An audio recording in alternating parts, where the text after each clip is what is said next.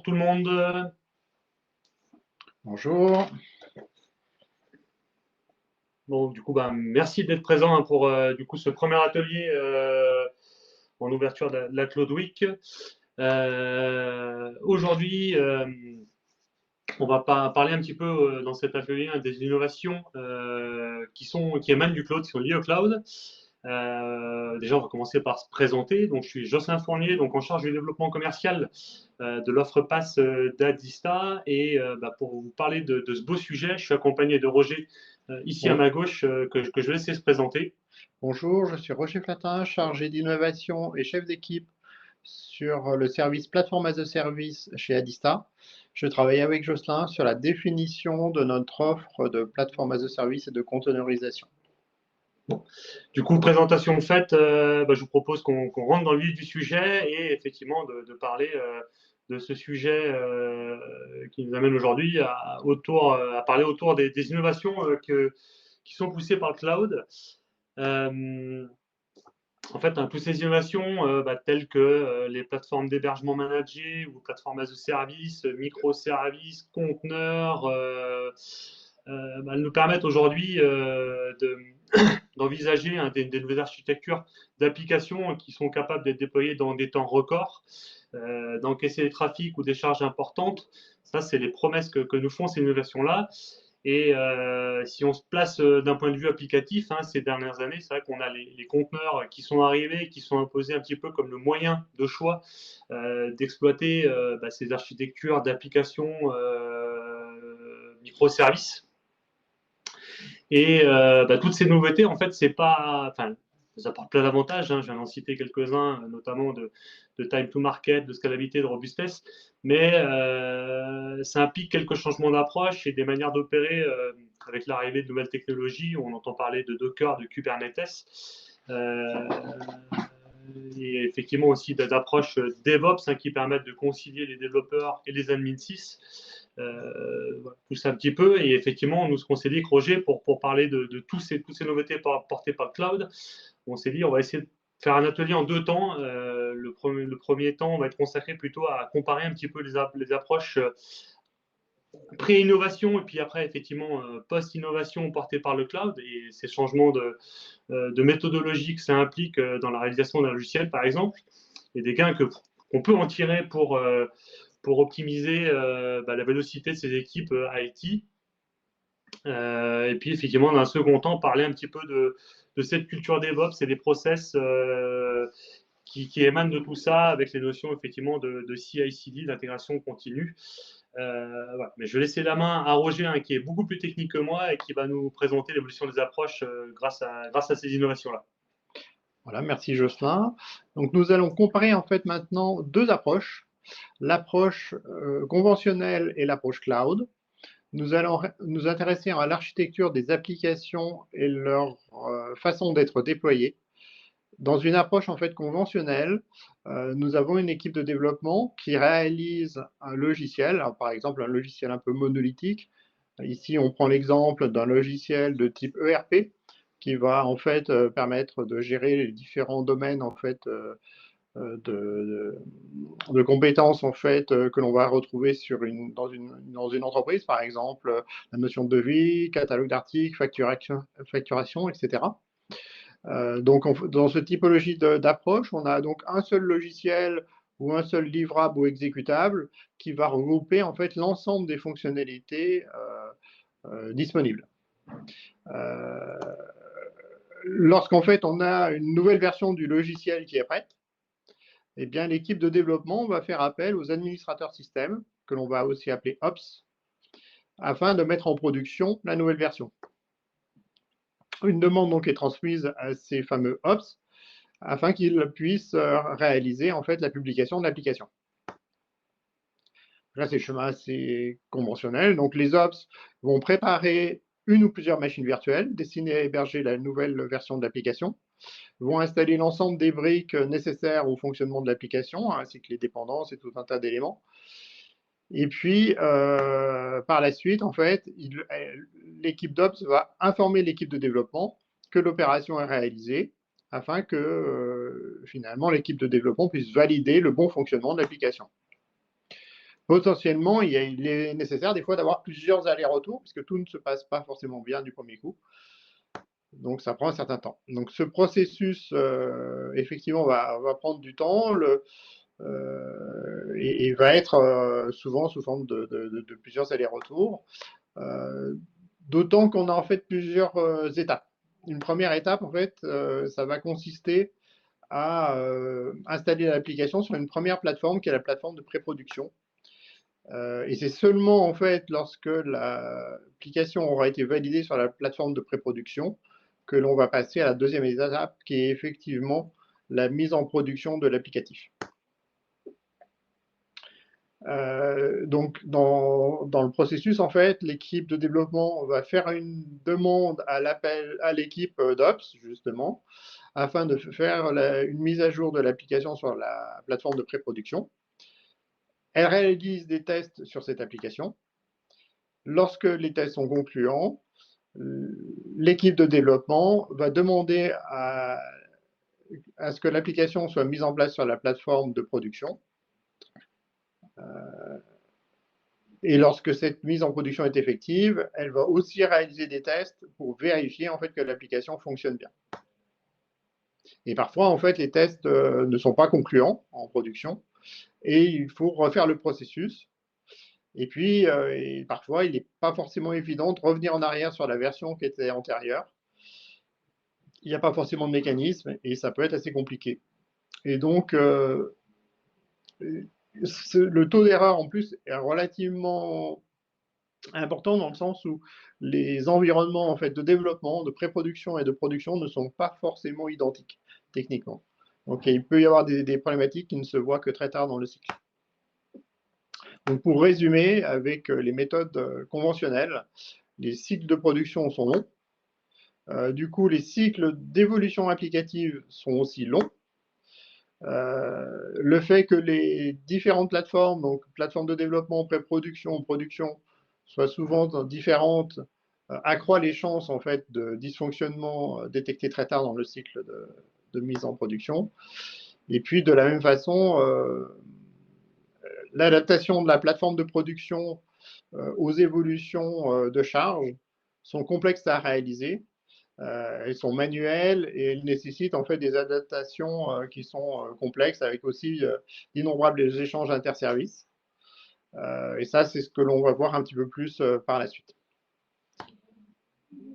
Maintenant, on va comparer en fait cette approche traditionnelle avec l'approche qui est un peu plus cloud, que l'on va retrouver un peu plus maintenant en fait, et qui va effectivement être beaucoup plus bénéfique. Nous allons retrouver notre équipe de développement. Nous allons retrouver notre équipe d'Ops aussi. L'application monolithique, par contre, elle aura été découpée en microservices. Ces microservices sont indépendants, ce qui signifie en fait que chaque microservice pourra être développé par une équipe indépendante et livré de façon indépendante. Donc chaque microservice est un livrable isolé des autres. Donc l'avantage aussi, c'est que quand on va modifier un des microservices, effectivement, on n'aura pas forcément d'impact sur les autres éléments de l'application. Donc on va retrouver nos microservices qui correspondent aux pans fonctionnels de notre application ERP ici. Donc devis, catalogue d'articles, clients, on retrouve les mêmes éléments.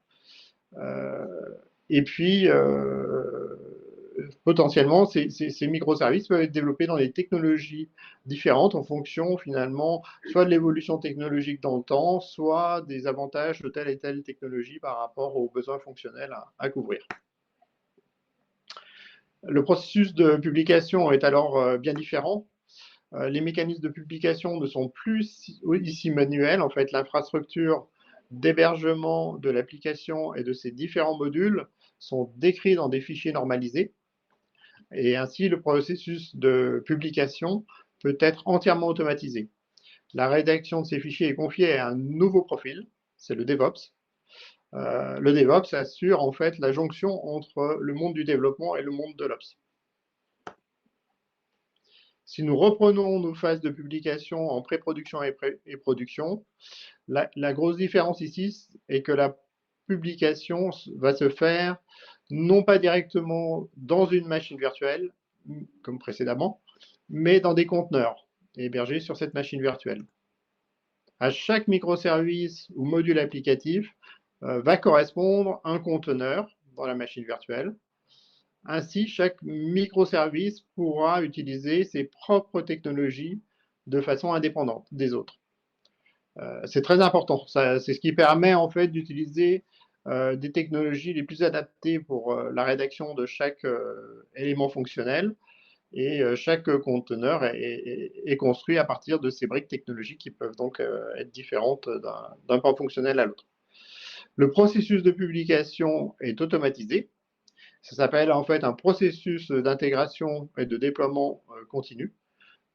Et ça s'appelle, enfin, l'abréviation c'est CICD. Donc c'est quelque chose qu'on retrouve très, très souvent dans ce domaine. Dans un processus de CICD, l'application va être construite à partir de ses sources, puis déployée dans un conteneur. Et nous regarderons par la suite, en fait, on reviendra sur cette notion de CICD pour voir un petit peu le mode de fonctionnement global.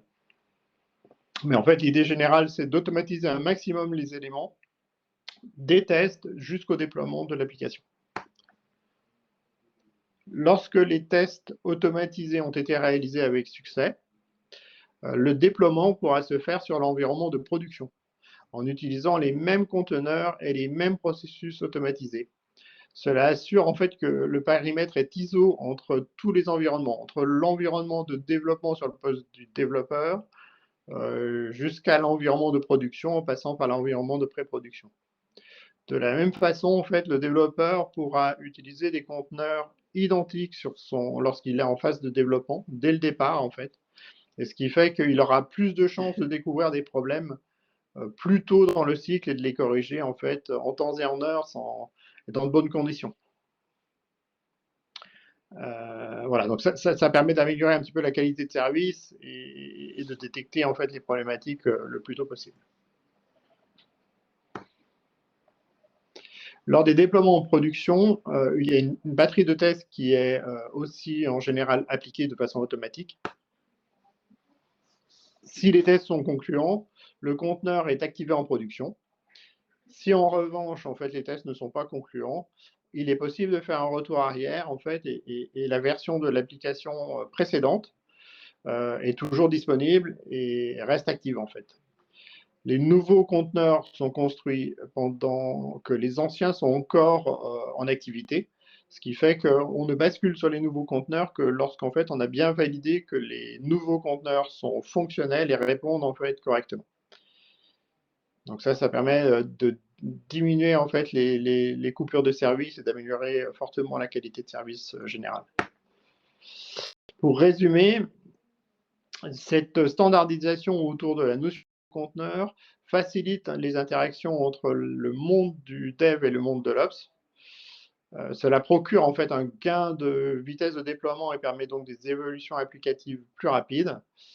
Les mises en production concernent des périmètres fonctionnels plus restreints et combinés aux tests automatisés et aux possibilités de retour arrière, la qualité de service est supérieure. Les déploiements peuvent se faire à chaud, sans coupure de service. Comme nous allons le voir maintenant, en fait, il est aussi possible de faire varier le nombre de conteneurs en fonction du nombre d'utilisateurs qui utilisent la plateforme et d'adapter dynamiquement en fait, la puissance de calcul à l'audience de l'application. On ne peut pas forcément en fait, anticiper à l'avance les pics d'usage. Ça peut être lié à une activité, par exemple, marketing, ou quelque chose dont on ne maîtrise pas en fait, la temporalité. Et donc, pour ce point-là, je redonne la main à Jocelyn qui va nous présenter ces aspects de conteneurisation. Ok, merci Roger. Juste, je ne l'ai pas précisé en introduction, hein, mais si vous avez quelques questions, n'hésitez pas à les poser directement dans le chat. On y reviendra en fin d'atelier et on prendra le temps d'y répondre. Effectivement, hein, Roger nous a présenté un petit peu la nouvelle manière de faire, enfin l'ancienne manière de faire et puis la nouvelle manière de faire suite aux innovations portées par le cloud. On a parlé de microservices, on a parlé de conteneurs. Justement, le conteneur, c'est une révolution impactante hein, dans le monde de l'IT, mais qu'est-ce que c'est exactement En fait, le conteneur, hein, c'est réellement un moyen de standardiser les mécanismes de publication d'applications ou de modules applicatifs. Hein. Ça peut être une application ou un bout de l'applicatif. Et en fait, un conteneur, c'est vraiment une analogie avec le monde du transport, où bah, effectivement, dans les ports, le Docker qui vient charger un conteneur, qui veut charger un conteneur sur un porte-conteneur, avec sa grue, tout est normalisé, et les points d'accroche, la taille du conteneur est normalisée, et ça permet effectivement de l'empiler facilement les uns sur les autres des conteneurs dans le bateau. Et puis une fois qu'il arrive à son port d'arrivée, bah, il peut être pareil déchargé par les mêmes grues et posé sur bah, du coup des camions qui vont pouvoir les emmener dans les entrepôts. Donc ça, voilà, effectivement, cette notion de normalisation, bah, c'est exactement la même chose. Hein, c'est qu'on va pouvoir encapsuler l'applicatif dans ce conteneur et bah, garantir son transport entre les différents environnements que Roger évoquait tout à l'heure, hein, du poste du développeur jusqu'à la production, en passant par la pré-prod ou d'autres environnements, si vous voulez faire encore des environnements de test de recettes différents, fonction comme vous les appelez. Et ça va permettre effectivement de faire évoluer le cycle de développement d'une application et c'est un petit peu la même chose dans le transport, dans l'IT, la containerisation, c'est on met des marchandises dedans et à la fin, on a la marchandise qui est la même à l'arrivée. Je pense qu'il y a des petits problèmes de connexion. Ok, bon, c'est du coup, effectivement, le parallèle fait entre le transport et l'IT. Roger, je te laisse un petit peu nous parler hein, bah, comment ces conteneurs ils évoluent bah, du Docker, du port de départ jusqu'au port d'arrivée euh, dans l'IT. Ok, merci Jocelyn. Effectivement, si l'on revient sur notre déploiement d'application, toujours la même application, hein, cette fois-ci, le développeur en fait va définir sur son poste de travail ce qu'il va mettre en fait finalement dans ses conteneurs applicatifs. Donc il va ranger en fait finalement ces éléments applicatifs dans ses conteneurs. Donc typiquement en fait sur une application qui dispose d'un microservice développé en Node.js, il va pouvoir en fait mettre cet élément développé en Node.js dans un premier conteneur répondant à cette technologie-là. Et il a un autre élément applicatif d'un autre microservice en Java, il va pouvoir le mettre dans un deuxième conteneur. Et enfin, s'il y a un troisième microservice pour cette même application ERP développée en PHP, il va le mettre dans un conteneur en technologie PHP. Pour cela, en fait, le développeur va utiliser l'outil qui s'appelle Docker, qui est un outil qui va lui permettre de construire en fait ces conteneurs. Et c'est cette étape-là qui permet vraiment de ranger les différents éléments applicatifs dans un conteneur, comme on l'aurait fait à l'intérieur d'un conteneur physique métallique. Et après, grâce au mécanisme d'intégration et de déploiement continu, ces mêmes conteneurs pourront être déployés en pré-prod, puis en production. En pré-production et en production, il est nécessaire d'avoir un orchestrateur de conteneurs.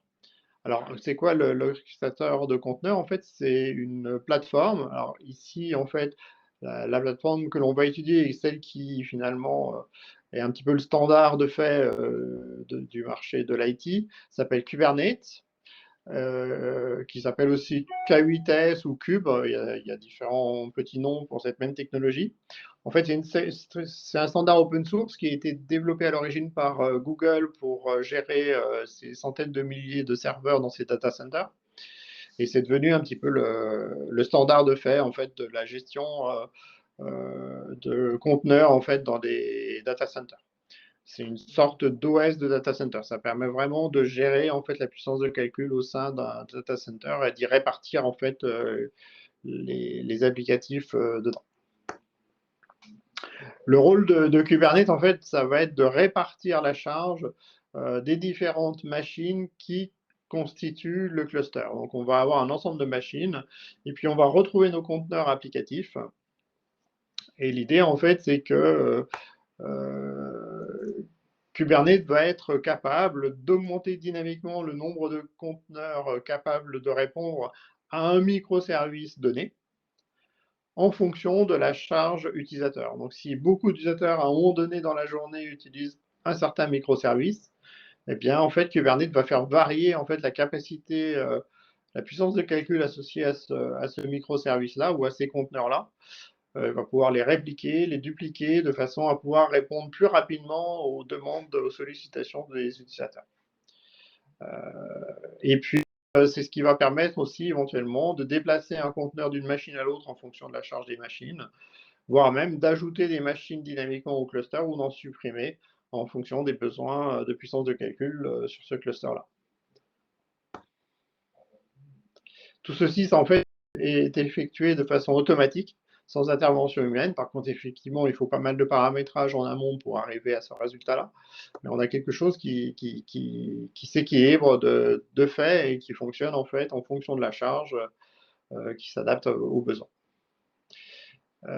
Et puis, Kubernetes est aussi capable de relancer un conteneur qui aurait échoué suite à un problème, un plantage applicatif quelconque. Je vais redonner la main en fait à Jocelyn afin qu'il puisse nous parler des implications organisationnelles.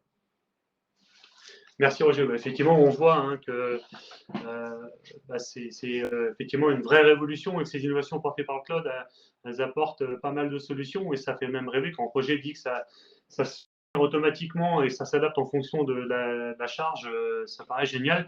Effectivement, il faut voir que c'est pas neutre et voilà, on parle de process d'automatisation et tous ces process, hein, voilà, on le regroupe sous un nom qu'on appelle l'intégration continue et le déploiement continu. Hein. Tout à l'heure, on parlait de CI/CD, hein, c'est des termes d'acronyme anglais, hein, de Continuous Integration et Continuous Deployment. Pour essayer de schématiser un petit peu tout ça, je vous propose de prendre toujours l'exemple de notre société tout à l'heure qui développe son propre ERP, que Roger expliquait avec les services, et du coup de voir les différents acteurs, hein, les personnes que ça implique, et les étapes ainsi que les outils qui peuvent être utilisés pour cette chaîne d'intégration continue et de déploiement continu. Alors c'est pareil, on a pris un exemple type, hein, et on a mis quelques noms d'outils du marché qui sont aujourd'hui à peu près les standards, mais effectivement, hein, c'est qu'une vision et que c'est bien sûr à adapter en fonction des besoins et des contraintes qui peuvent se poser dans chaque entreprise. Mais voilà, ça permet d'avoir une vue globale et des étapes majeures et du cycle de vie d'une application. Si on découpe, quand on fait une application, les 5 grandes étapes majeures, on va avoir effectivement la notion de description et de spécification, hein, de dire voilà, qu'est-ce que l'application doit faire. On a une phase de pilotage, on a un pilote à bord de cette application, du coup, qui va être en charge d'organiser ça, qu'elle soit développée. Puis effectivement, cette application, elle va être versionnée, testée, puis déployée sur le cycle que Roger nous a présenté juste avant. Donc je le disais, hein, on a un pilote là-dessus qui va utiliser un outil de pilotage. On a pris Jira qui va lui permettre effectivement de travailler avec soit un PO, donc un product owner, ou directement avec les métiers qui vont pouvoir spécifier, décrire leurs besoins. Tout ça va être fait sur une méthode agile avec des sprints qui vont être définis et le pilote du projet va pouvoir du coup l'envoyer au développeur et lotir ça en service, microservice et dire effectivement à l'équipe de dev d'en haut de faire la partie facturation, celle du milieu de devis et puis celle d'en bas va gérer la partie client. Ils vont pouvoir tous développer directement dans des conteneurs sur leur poste, on l'a montré tout à l'heure, et on va centraliser tout ça dans un outil de versionning, le plus connu étant Git, qui va permettre de versionner l'application. Et là, derrière, on va pouvoir enchaîner une série de tests automatisés, hein, de tester un petit peu la qualité du code. On a des outils comme SonarCube qui sont des outils de calorimétrie qui vont pouvoir permettre de tester la qualité de code, de voir si on respecte les bonnes pratiques données par l'éditeur du langage de programmation qui a été choisi. Et puis derrière aussi automatiser bien sûr les tests, derrière de tester le fonctionnel, le nouveau fonctionnel livré, et surtout de tester la non-régression, hein, quand on livre des nouvelles fonctionnalités. Il ne faut pas que ça ait un impact sur les autres. Donc du coup, on a des solutions comme Protractor qui permettent de faire ça, tester le fonctionnel et tester aussi la non-régression de l'application. Une fois que tout est validé, du coup, on va pouvoir déployer sur les différents environnements. Là, on a un outil de déploiement pareil qui est dans les standards qui s'appelle GitLab CI, qui va permettre de déployer automatiquement sur serveur de pré-production et puis effectivement de passer automatiquement de la pré-production à la prod. Et là, du coup, ce schéma-là, en fait, il ne s'arrête pas juste à droite ou en bas. L'idée, effectivement, et c'est un schéma que vous avez dû voir souvent, c'est la notion de cercle infini. Hein. Du coup, on retrouve bien la première partie qui est la partie plan, où on commence à décrire et à spécifier le besoin, à coder, à le builder, le tester dans des environnements, le release, donc le déployer sur des environnements de test, de recettes ou de pré-production, et puis de déployer ça sur la production, de l'opérer, de mesurer, et puis on recommence le cycle à chaque fois. Avec les mesures, on peut ajuster, ajouter de nouvelles fonctionnalités. Donc voilà un petit peu pour l'impact organisationnel. Du coup, ça permet effectivement de structurer un peu mieux les équipes là-dessus et de rentrer dans ce mode plutôt, ce qu'on disait tout à l'heure au départ, cette culture DevOps. Voilà. Si on devait résumer un petit peu tout ce qu'on vient de présenter, l'idée, c'est effectivement pour nous, c'est que cette innovation, elle appelle l'innovation. Hein, effectivement, on voit qu'on passe plutôt d'un mode artisanat à un vrai mode industriel. Hein, cette structuration, standardisation, elle permet d'aller là-dessus sur l'industrialisation. Et tous les avantages qu'on peut tirer, c'est que du coup, on va pouvoir développer plus avec la même taille d'équipe, parce qu'on va pouvoir délester les développeurs des problématiques de déploiement et Ops, et inversement, délester les contraintes techniques liées à l'applicatif pour la partie admin 6 et la partie Ops. Tout ça, du coup, ça va permettre aussi de faciliter l'ajout de nouvelles fonctionnalités. On a parlé de microservices, donc chaque bout est indépendant et du coup, vous avez une évolution à faire sur la partie de vie. Du coup, au lieu de faire tout relivrer, on vient juste ajouter du fonctionnel sur un service qu'on vient déployer. Et tout ça, ça vous permet d'être plus agile sur votre marché, hein, offrir une solution qui va répondre aux attentes soit de vos utilisateurs internes si c'est un applicatif métier ou vos utilisateurs clients si c'est une solution que vous avez déployée auprès de clients. Et puis derrière, voilà, on l'a vu tout à l'heure, hein, c'est quelque chose d'ultra scalable. Et ça va permettre effectivement d'encaisser facilement des charges importantes. Vous avez sur notre ERP, vous avez vos commerciaux qui font en grosse phase, qui font beaucoup de devis ou beaucoup de facturation. Ce n'est pas un problème, vous êtes sûr, l'applicatif répondra toujours et de manière optimale. Et puis également, on l'a vu, l'idée c'est effectivement de limiter l'effet tunnel, de ne pas avoir une application en bout de chaîne qu'on s'aperçoit qu'on vient livrer en prod et ça ne fonctionne pas ou que ça ne correspondait pas aux besoins de l'utilisateur. On est sur des cycles beaucoup plus courts qui permettent de montrer ça rapidement et effectivement de ne pas s'engager dans un processus très long. Et puis, si on devait avoir un truc global, c'est effectivement que des deux côtés, un côté dev et côté ops, on vient abstraire pas mal de contraintes et de limitations techniques. Et j'ai envie de dire, ça va enlever tout ce qui est frein humain qu'on peut avoir en disant, non, cette fonctionnalité, je ne veux pas la faire parce que ça risque de me casser ça ou c'est trop compliqué. Non, là, on vient vraiment libérer et on laisse place à l'innovation et à la nouveauté. Voilà un petit peu sur ce qu'on pouvait dire sur ces innovations. Rapidement, pour dire un petit peu comment nous, on accompagne un petit peu nos clients sur ces problématiques-là de mise en œuvre de DevOps. Hein. Chez Adista, on a toute une équipe, l'équipe PASS, dont on fait partie avec Roger, hein, qui accompagne nos clients sur la mise en œuvre de ce DevOps et cette mise en œuvre de containerisation, de passer de l'étape d'avant à maintenant et d'intégrer ces innovations portées par le cloud. Voilà, c'est vraiment l'accompagnement sur le choix des architectures. Hein, quand on a une application monolithique, comme on montrait tout à l'heure, et de passer en microservices avec des choix de techno, des choix d'architecture applicative, et jusqu'à effectivement définition de la chaîne d'intégration continue, des chaînes d'intégration et de déploiement continu. Comme on l'a montré tout à l'heure, qui est des étapes majeures, mais effectivement adaptées en fonction de vos enjeux métiers, de vos capacités techniques et humaines aussi, parce que l'idée c'est qu'on fasse un accompagnement au changement et que ça se fasse dans une transition douce et qu'effectivement vos équipes en voient le réel gain là-dessus, et puis effectivement le mettre en œuvre et le mettre en service, cette partie CI/CD. On le fait parce que du coup, effectivement, on a une expertise sur toute la chaîne de valeur du DevOps, avec des moyens humains et techniques, une connaissance à la fois du champ applicatif jusqu'au champ infrastructure. J'ai envie de dire même appuyé par notre savoir-faire, notre métier d'opérateur, parce que du coup, c'est notre propre réseau qu'on opère, et ça au travers de nos 11 data centers où effectivement, on parle de cloud, mais on peut parler de cloud privé dans d'autres data centers, mais également de cloud public, avec une notion d'expertise sur le cloud Azure. Et puis, du coup, parce que c'est un enjeu majeur aujourd'hui dans l'IT, on a un pôle d'expertise cybersécurité qui est là effectivement pour nous aider à structurer d'un point de vue applicatif et infrastructure des choses qui soient sécures là-dessus. Et tout ça dans une culture DevOps.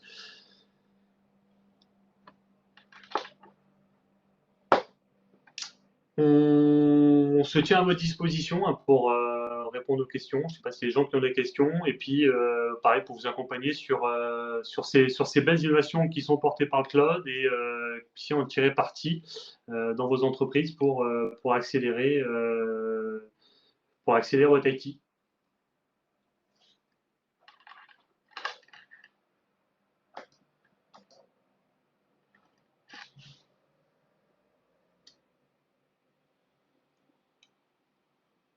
Bon, on a dû être très clair, Roger, il n'y a pas de questions. En tout cas, on vous remercie et on vous souhaite une bonne continuation sur les prochains ateliers de cet après-midi. Merci beaucoup. Merci à tous.